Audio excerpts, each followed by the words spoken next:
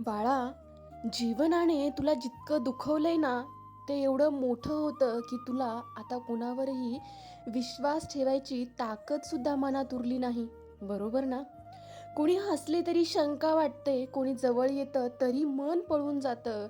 कारण एकदा मनावर घाव बसला की जखमेची आठवण आयुष्यभर ओरडत राहते.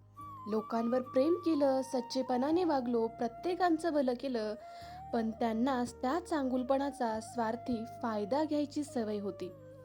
तुझ्या मनाची मऊ बाजू त्यांनी त्याची माती केली आणि तुझ्या विश्वासाचा चुरा करून वाऱ्यावर उधळून दिलं.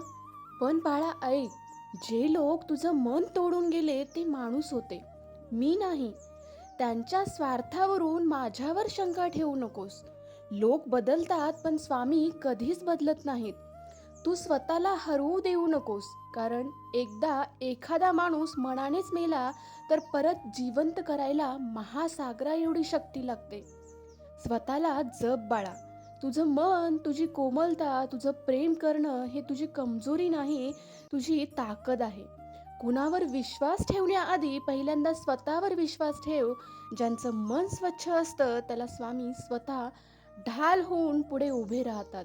बाळा लक्षात ठेव, तुला दुखवणारे लोक तुझे अनुभव होते, पण तुला उचलून उभं करणारा मीच आहे. स्वामी समर्थ.